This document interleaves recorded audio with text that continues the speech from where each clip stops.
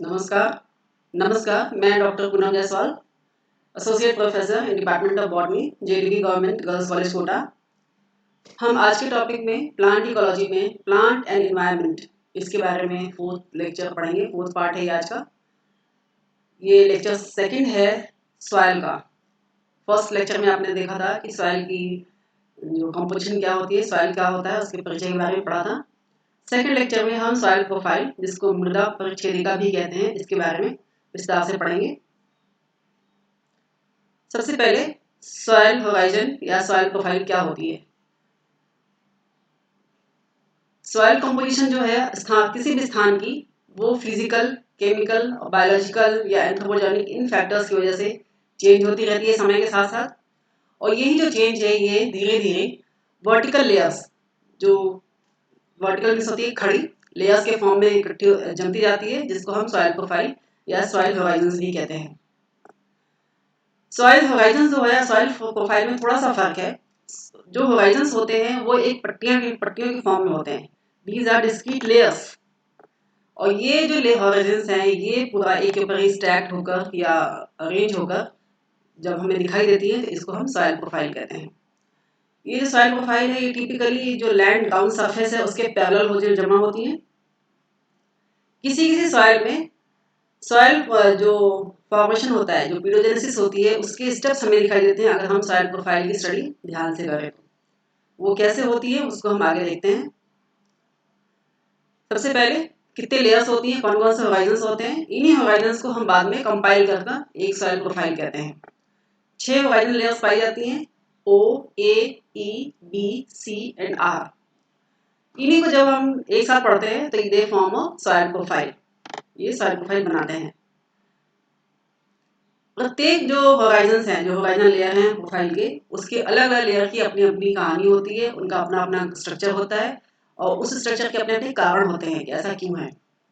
सबसे ऊपर की लेयर, जिसको इस 6 लेयर्स में नहीं गिना जाता है, वो है एल या एफ लेयर। ये एक्चुअली लीफ लिटर लेयर होती है। ग्राउंड सरफेस के ऊपर जो वेजिटेशन होती है, जो पेड़ पौधे होते हैं, उसकी पत्तियां जब झड़ती हैं तो वो लिटर के फॉर्म में इकट्ठी होती रहती हैं, इसलिए इसको होराइजन में नहीं गिनते, ये सॉइल का पार्ट नहीं होती। तो इस तरह से जो पहला मुख्य पार्ट है वो है ओ होराइजन, जिसको ह्यूमस लेयर भी कहते हैं। ह्यूमस लेयर इसलिए कि जो आपने ऊपर देखा अभी एल एंड एफ लेयर में जो होती हैं पत्तियां जो गिरती हैं, वो धीरे धीरे डिकम्पोज होती जाती हैं और ये डिकम्पोज होकर सॉइल में ऑर्गेनिक मैटर को बढ़ाती है। इसीलिए इसको ऑर्गेनिक मैटर के नाम पर ओ कहते हैं। और चूंकि ये ऑर्गेनिक मैटर ह्यूमस के फॉर्म में होता है, इसलिए इसको ओ होराइजन या ह्यूमस लेयर भी कहते हैं।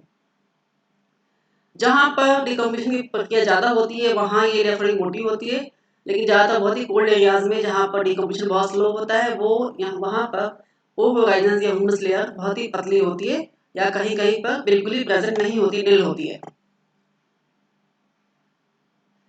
अब आगे ए होराइजन क्या होती है। ए होराइजन एक तरह से मिनरल लेयर है जो कि ओ होराइजन के ठीक नीचे होती है। ये एक्चुअली टॉप सॉइल, इसी सॉइल की गिनती यहीं से गणना शुरू होती है, इसी को टॉप सॉइल कहते हैं। जो मिनरल्स होते हैं, जिस रॉक से ये सॉइल बनी होती है, उसके मिनरल्स यहाँ पर प्रेजेंट होते हैं। पेरेंट मिनरल्स, मटेरियल से जो डिराइव होने वाले मिनरल्स है वो इसमें प्रेजेंट होते हैं, और ऊपर की लेयर जो ह्यूमस लेयर थी उसके ऑर्गेनिक मैटर, ये दोनों यहाँ प्रेजेंट होते हैं। और इन्हीं के कॉम्पोजिशन से, दोनों के मिक्सचर से, दोनों के मिक्स होने की वजह से इस लेयर की जो कंपोजिशन है वो डिफाइन होता है, तय होता है इसमें ये कैसी है। इसको एक तरह से एक good material for plant and other organism to live, क्योंकि यहाँ पर इनऑर्गेनिक मटेरियल्स भी हैं जो कि रॉक से आई है, और जो ऑर्गेनिक मैटर भी है जो कि ह्यूमस से डिराइव हुई है। कहीं कहीं पर आप देखिए यहाँ पर ये 2 लेयर्स में डिवाइडेड दिखाई जाती हैं। पहली ए लेयर, वो ऊपर सबसे ऊपर की लेयर होती है, टॉप साइड में सबसे ऊपर की लेयर होती है। ये डार्क कलर होती है क्योंकि ये ह्यूमस का पार्ट इसमें ज्यादा होता है। दूसरा लेयर है ए टू लेयर, जिसको ई होराइजन भी कहते हैं। ई मतलब इल्यूएशन लेयर। इसमें जो पैरेंट मटेरियल है नीचे, जो रॉक है जहाँ से सॉइल बनी है, उसका जो मिनरल लेयर है वो भी प्रेजेंट होता है, जो कि क्ले के फॉर्म में। उसके अतिरिक्त आयरन, एल्यूमिनियम, ह्यूमस, ये सभी कुछ इसमें प्रेजेंट होता है। और ये नीचे धीरे धीरे नीचे की तरफ शिफ्ट होता जाता है क्योंकि लीचिंग होती है। लीचिंग मतलब होता है पानी के साथ जो मिनरल्स होते हैं, जो ऑर्गेनिक कंटेंट होते हैं, जो मिनरल्स होते हैं जो इनऑर्गेनिक फॉर्म में वो सभी नीचे की तरफ लीच होते जाते हैं। इसमें क्या होता है, higher concentration of sand and silt particles. Sand और सिल्ट का जो प्रोपोर्शन है वो ज़्यादा होता है, कंसंट्रेशन इसमें ज़्यादा होता है। इसमें obliteration of all of much of the organic original rock structure, जो ओरिजिनल रॉक स्ट्रक्चर था जिससे कि सॉइल ड्राइव हुआ है, वो सभी नष्ट हो चुका होता है। यहाँ पर उसका ओरिजिनल फॉर्म देखने को नहीं मिलता है। Third layer is B layer, जिसको सब सॉइल कहते हैं या इल्यूमिनेशन लेयर हॉरिजन भी कहते हैं। ये बहुत ही रिच होती है, क्योंकि जो ऊपर की लेयर थी, इसके ऊपर की ए लेयर थी जिसको ई लेयर भी कहा जाता है, वहां से जो लीच होकर नीचे की तरफ मिनरल्स पहुंचे हैं वो यहाँ पर इकट्ठी होती जाती है।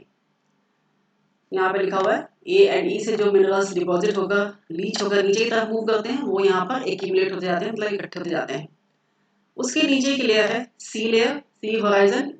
ये पेरेंट मटेरियल होता है। इसमें वही रॉक के पार्टिकल्स मिलेंगे, जो वही रॉक के मिनरल्स मिलेंगे जिससे ये सॉइल बनी है। ये एक्चुअली बेड रॉक नहीं होती, लेकिन वो वेदर्ड रॉक होती है। वेदरिंग स्टार्ट हो चुकी होती है, पीडोजेनेसिस की क्रिया, मतलब कि सॉइल के डेवलपमेंट की क्रिया, सॉइल के विकास की क्रिया यहाँ पर चल रही होती है। और इसीलिए जो लक्षण यहाँ पर ओ ई ए बी मिलते हैं वो यहाँ पर नहीं मिलते। इसमें ज्यादा पार्ट जो होता है वो पेरेंट मटेरियल यानी कि पेरेंट रॉक का होता है। This is unconsolidated earth material, जिसमें कि वेदर्ड मटेरियल जो है पेरेंट बेड रॉक का, जिस रॉक से ड्राइव हुए हैं, उसका बहुत ही कम वेदरिंग होने के बाद ये दिखाई देता है। इसमें ज्यादा पार्ट बेड रॉक का होगा।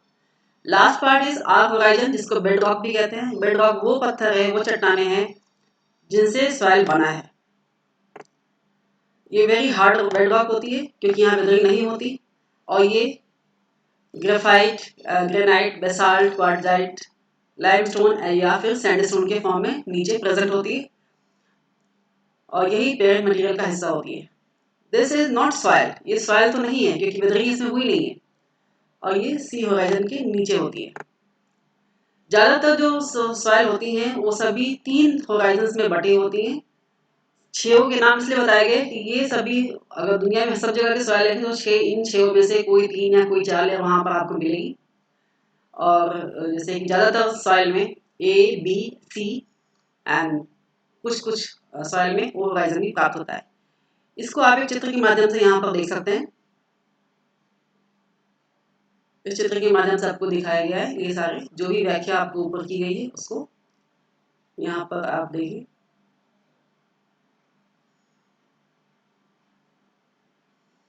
ये सबसे ऊपर का लेयर ह्यूमस लेयर, जिसको ओ होराइजन भी यहाँ पर लिखा हुआ है। ओ होराइजन, इसमें लूज और एंड पार्टली डिकेड यानी कि partly decomposed organic matter present होता है। वो ऑर्गेनिक मैटर जो पूरी तरह से डिकम्पोज्ड नहीं है, इसी को ह्यूमस लेयर भी कहते हैं यानी कि ओ लेयर भी कहते हैं। नेक्स्ट इज ए होराइजन, जिसमें कि मिनरल मैटर प्रेजेंट होता है और मिक्स्ड विद सम ह्यूमस। ऊपर का जो ऑर्गेनिक मैटर प्रेजेंट होता है उसके साथ साथ जो मिनरल मैटर है जो सॉइल के वेदरिंग से निकला है, वो दोनों इसमें मिक्स्ड फॉर्म में होते हैं। इसका कलर डार्क कलर का होता है, आपने ऊपर पढ़ा है अभी। This is third layer E horizon. इसी को ऊपर में कहीं किसी किसी किताबों में कहीं कहीं पर जो ऊपर ए होराइजन है उसको A1 और ई वाले को A2 मिलाकर दोनों को ए फॉर्म में लिखा जाता है, ए होराइजन कहा जाता है। यहाँ पर चित्र में O A horizon and E horizon अलग अलग है। ए जो कि A1 मानते हैं और ई जिसको A2 मानते हैं, इन दोनों को मिलाकर ए होराइजन बनता है। और ये है टॉप सॉइल का part. This is top soil. ये दो होराइजन मिलकर टॉप सॉइल बनाते हैं।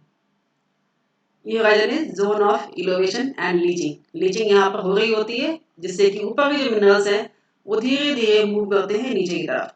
इसलिए बी होराइजन यहाँ पर दिखाया गया है, जिसमें लिखा है accumulation of clay, iron, aluminium from the above.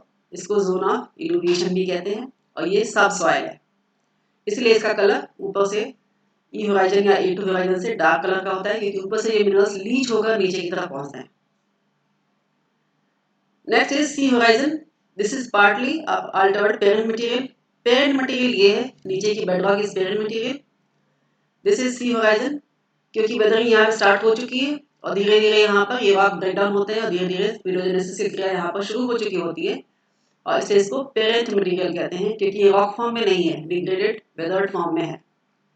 Last part is bed rock. ये प्योर चट्टान है, ये प्योर चट्टान है, इसको आर्क होराइजन्स भी कहते हैं। इसमें अनवेदर्ड, जिसमें वेदरिंग नहीं हो रही होती है, वो पेरेट मटेरियल चट्टान के रूप में उपस्थित होता है।